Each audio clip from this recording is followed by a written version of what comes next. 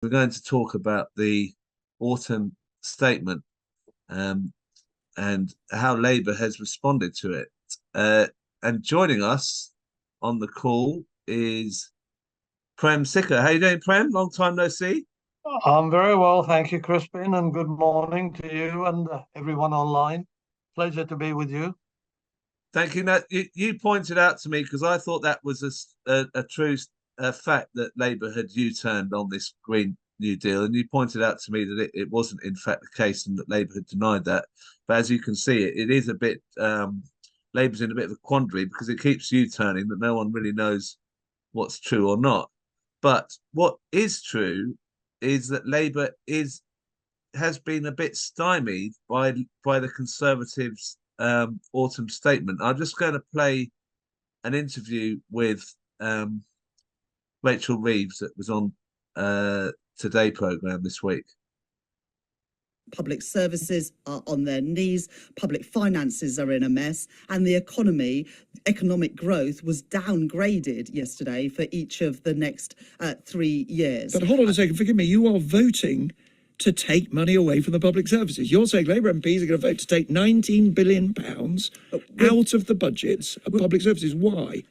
Nick, we are in the middle of a massive cost of living crisis, and I want working people to have more money in their pockets because many people are struggling to make ends meet at the moment, and others are having to cut back on things that they used to be able to take for granted. But I have announced some targeted tax loophole closures to put money into our frontline public services right now. But you need to find another £19 billion. And we've got to grow the economy to be able to do that. And that's why the number one mission of an incoming Labour government, as Keir Starmer has set out, is to grow our economy. Yes, because but you know that economies don't grow overnight. They take time. If you're successful, you might grow it by the end of a period in government and ask for a second term. You will face big cuts, dramatic cuts, the cuts the organisation you've just quoted, the Resolution Foundation, points out, the cuts that the centre-left think tank, the IPPR, point out. You won't be repairing damage, you say, the Tories have done. You'll be making further cuts in government, unless, of course, this morning you want to tell us, here's the taxes I will put up. Well, don't just take my word for the fact that we will grow the economy. Listen to what businesses have said about Labour's plans that we set out over the last couple of years, and particularly at our party conference. Reforms to the planning system to get Britain building again. Which the Chancellor announced yesterday. Well, not on the scale of what we are talking about. House building today is at a 70-year low. We want to unblock the things that are holding back the building both of housing but also the critical national infrastructure so we can get businesses investing in Britain. And as you seem to be struggling a little bit there in that interview, Prem, but it's something you've pointed out before on this show, that if they don't raise taxes, then they can't do anything. And they're trying to match the Tories, aren't they? In some Labour's trying to match the Tories in some way with being fiscally, was it, responsible, prudent, tight.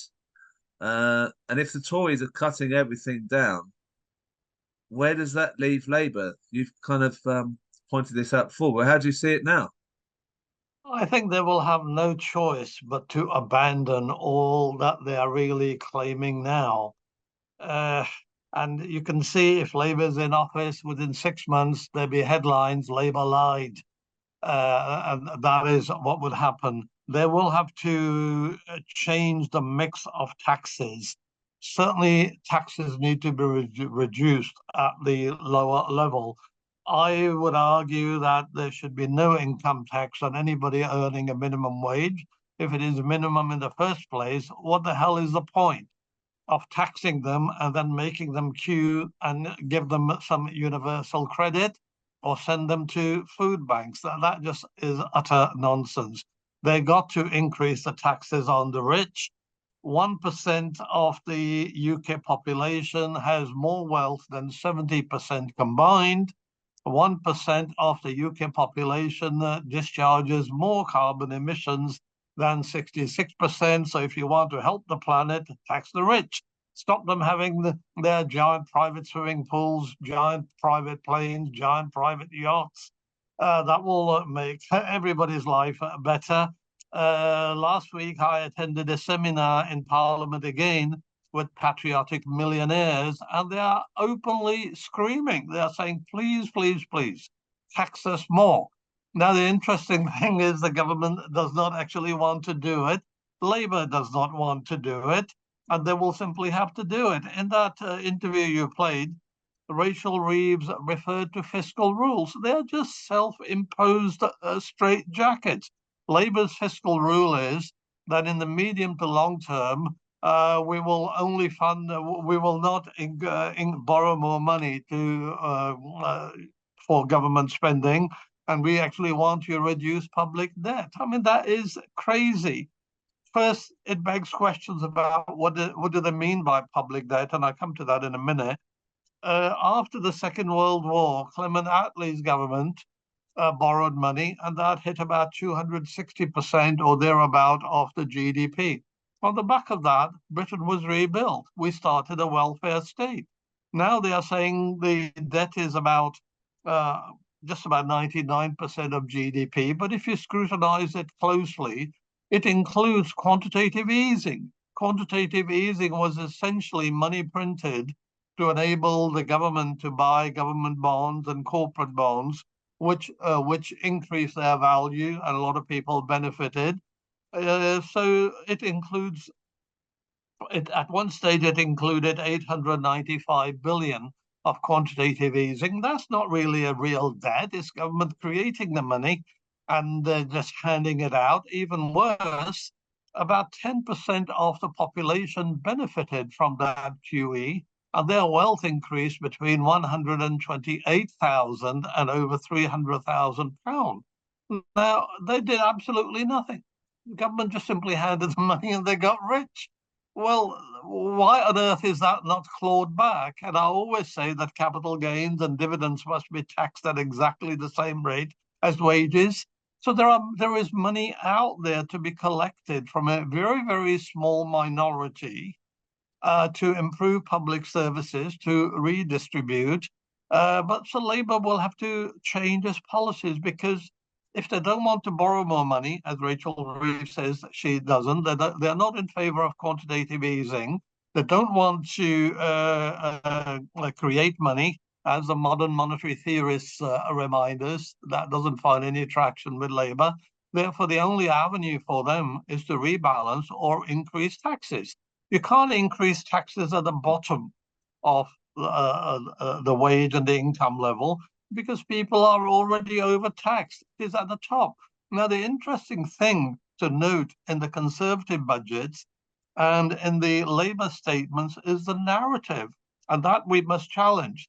The narrative is that somehow you got to continue to feed the rich, give them lower rates of taxes on dividend capital gains, don't increase the top rate of income tax, you must not increase the corporation tax rate, and all will be well. Not once any one of them talk about what is good for the population at large. So Rachel Reeves said, we've been in the clip you just played, oh, we discuss things with businesses. Have they ever discussed anything with the average person, or the homeless person, or the hungry person, to see how on earth they're managing? I mean, so this kind of a narrative is being advanced, that it is only the welfare of the rich that matters, and corporations, and nobody else matters. That is utterly wrong. Countries built on the back of the brain, brawn, sweat, blood, tears of the average person. We have millionaires who have made vast amount of money that don't even live in this country anymore. They flee as soon as they can. So in the American Revolution, the slogan was no taxation without representation. We now have representation without taxation. These billionaires who flee the country. And, in some ways, we are returning to a kind of feudalism. I don't know if you noticed.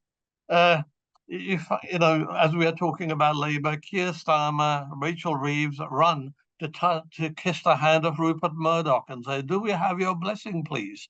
Like some medieval lord, so that we can get in government. So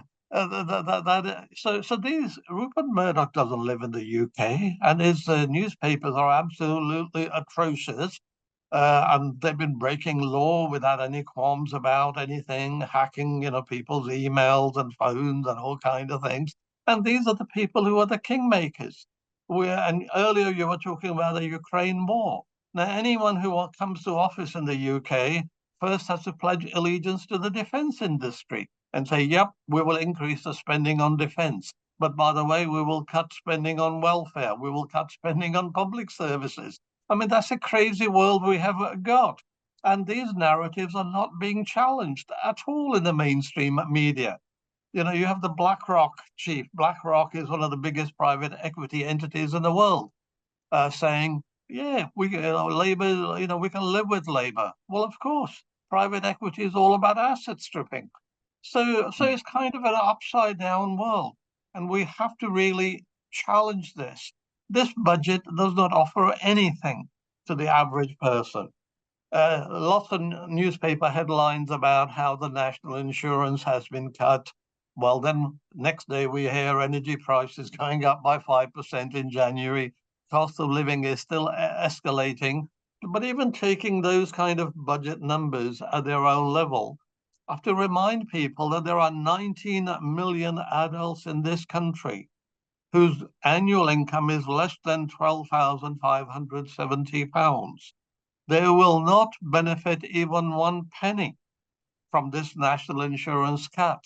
They will have to pay the full energy price increase, full increase in the price of food, rent, and everything else. They get absolutely nothing. The government could have cut, for example, VAT on domestic fuel. That would have benefited those people.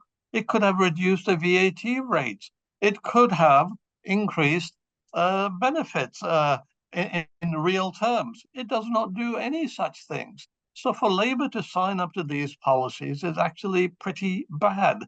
And also, just to give you one other example, because again, Rachel Reeves said, we want to grow the economy, and Jeremy Hunt said that as well. So there's an interesting line in the budget, if I may just quote. He said, Jeremy, under pressure, Jeremy Hunt said that the government will provide £4.5 billion for investment in advanced manufacturing. My God, that is going to provide a renaissance, economic renaissance. I mean, 4.5 billion, that is next to nothing. Okay, absolutely next to nothing. So just to give you one example, semiconductor industry is considered to be now absolutely crucial. So how much is the US government investing in the semiconductor industry? $50 billion. China, 40 billion. India, $10 billion. Jeremy Hunt is putting up $1 billion. I mean, that is just crazy. Right. That is just fooling people with numbers. 4.5 billion for this country. To put it in context, it is 1/3 of last year's subsidy for train companies. This is how much the government is putting into an industry that matters. And this underlying narrative is all we need to do is hand money to corporations. Government is not directly investing in anything. It is simply handing money to corporations. What would corporations do? They will just squander it on dividends, executive pay. So the minister came last week to the Lords and said how we are going to help the steel industry. And I stood up and said, yep, that's very welcome. But why don't you in return take equity stake? Why are you handing money free? Yeah. And if the steel companies prosper, you have something valuable, which you could sell or get a return on, or even use that as a basis to influence the industry. And the minister was absolutely flummoxed with that kind of question. He never really recovered in the debate after that. All he could muster was, oh, well, that's a thin end of a wedge leading to nationalization. And I did not have a second bite. If I did, I would have said I talked about an equity stake, not full-fledged nationalization, not 100%. So we are handing free money. And that is what Labour are talking about as well, that they will subsidize steel industry and everybody else. So we are just giving free money and we are getting nothing for it. And that is pretty bad.